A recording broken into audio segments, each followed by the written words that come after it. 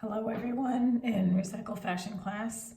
Today I'm going to give you a demonstration of how to start your needle book.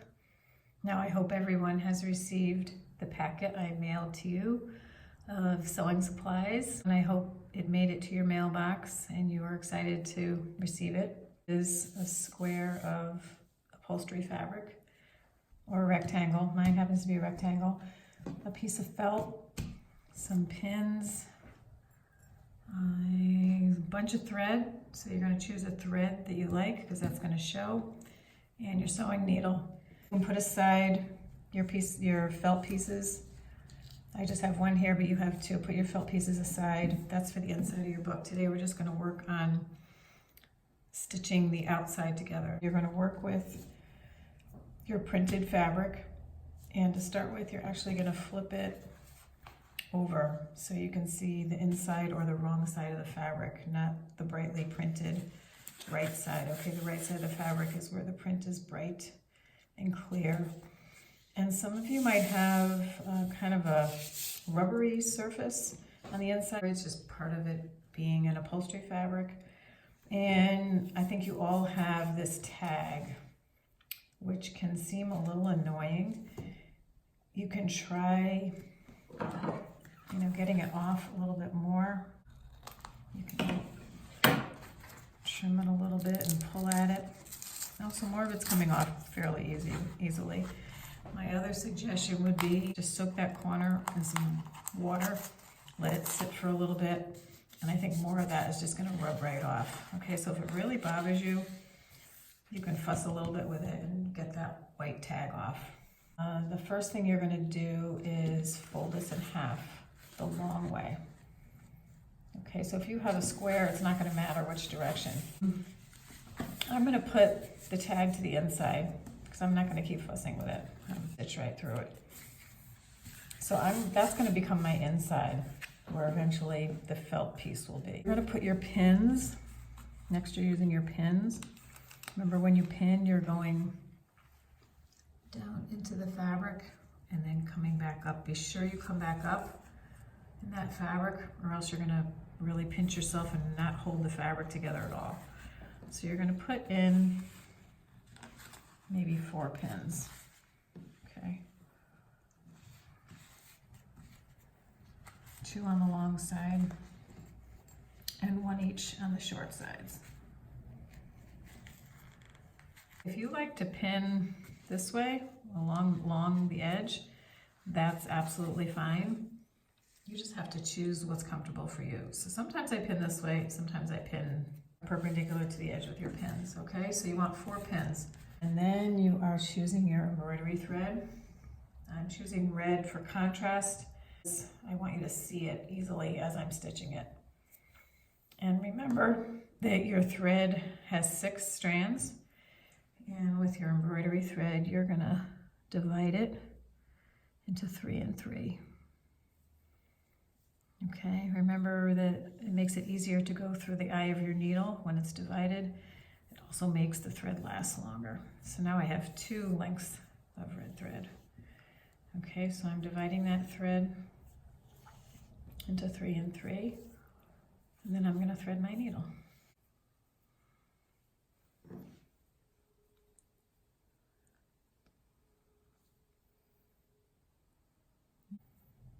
Okay, now I have all 3 threads through the eye of my needle. Okay, remember you're going to leave a short tail about 6 inches, and the long end is where I'm going to tie my knot. If you remember how to do the one-handed knot, remember wrapping it around the pad of your finger, rolling it off but still holding on to it, grabbing it with your long finger, and then pulling, and it'll catch right underneath your nail. Okay, if you're not well versed in doing that, feel free to make a knot any way that's good for you. Okay, so you have the long end of your thread with a knot and the short tail. The first stitch I'm going to show you is whip stitch. Okay, so if you're right-handed, I'm starting along the right edge of my fabric. Okay, if you're left-handed, you might be more comfortable on the left side. this opening here, I'm gonna put my needle inside there and start my first stitch on the inside of that to hide my knot. Okay, I'm gonna pull, pull, pull. See, there it is. You can see maybe that my knot is hiding in there. Okay, so it's kind of nice to hide the knot. So now I'm going to start just by going to the outside edge of that fabric, coming up from underneath and making my whip stitch. Okay, this is actually a really great stitch for this needle book because it gives a really nice kind of angled pattern. Remember, you want to pay attention to the spacing of your stitches. You want to keep them even as best you can. Okay, so again, I'm going to the outside of the fabric, coming up from underneath. Okay, if you can see my needle here. Okay, and then pulling, pull, pull, pull, till that thread catches and makes your stitch. Okay, so that's your whip stitch. And then you would go all the way around. So this is the first step, is to create your needle book cover. You're going to go all the way around, okay, by doing the whip stitch to the outside. Okay, so my thread literally wraps around the outside, and when I put my needle in, it comes in from the back. Okay, so you can see it here. Coming in from the back up to the front, and then pulling. So I would go all the way around on my edges, all the way around to the very bottom, and putting a knot here with whip stitch. I'm just going to go to the top because I want to also show you blanket stitch in case anybody would like to try that. It's very similar to whip stitch.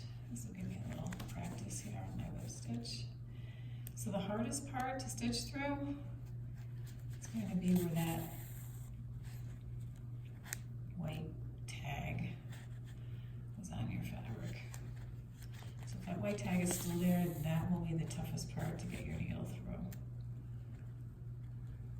So remember, this fabric is a little bit heavy, and we are recycling now.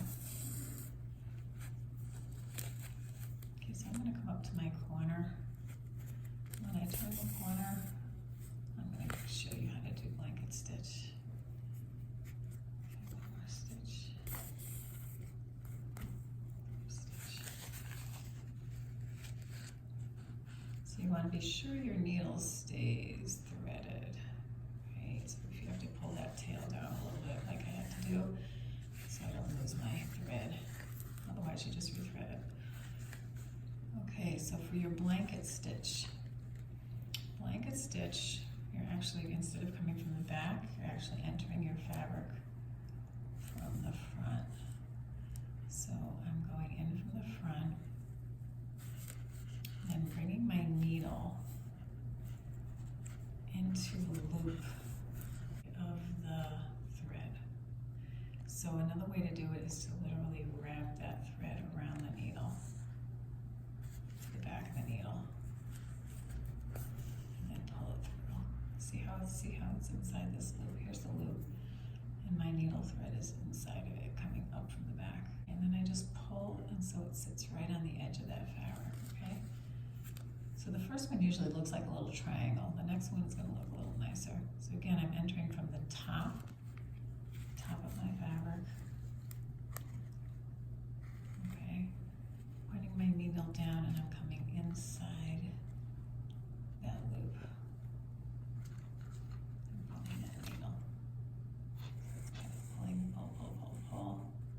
There's that loop. My thread is coming out from the back inside of it, and just pull it gently so it sits on this right on the edge, creates this really nice edge on your fabric. Okay, once again, and then I'm also paying attention to my distance. Okay, my spacing. So again, I'm going to go down from the front.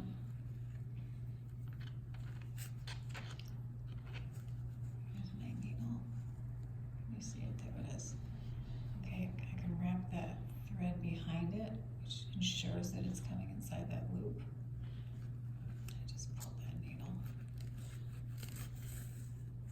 Okay, here's my loop. And I pull it gently. So it sits right on the edge, makes this nice edge. So if by chance, okay, you make your loop and you forget to pull your needle through it like this, okay, there's my loop and there's no thread through it. You can literally just pull your needle up from the bottom of it and pull. Okay, and catch that loop. You can still make that stitch by catching it as you go. Okay, so one more time, I'm coming again, I'm looking at my spacing here. I want them to be even. Coming in from the top. Okay, putting my fingers inside that loop to grab that needle. There's my needle. I can also wrap the thread around the back. Pull that needle and create the blanket stitch. Okay, so this is showing you two different edgings you can do.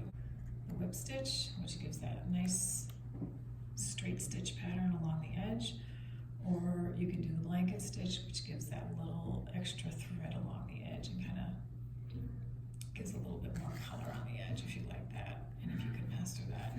You can also use a combination like I just did. Your goal for the first step, you are stitching your cover together. It's folded in half, so it's going to look the same on both sides. It should look like a long rectangle. You're stitching either whip stitch or blanket stitch all the way around the edge and all the way back down, and that's your first step. If you decide or are confused by either of these stitches, you're welcome to use running stitch or back stitch along that, just a little bit on the inside. So whatever stitch is accessible to you is wonderful. And the color, choose your color, something that you like, because it will show. That's the first step of this project, and you're on your way to making a needlebook. This is what my cover is going to eventually look like. Okay, so good luck. Let me know if you have any questions.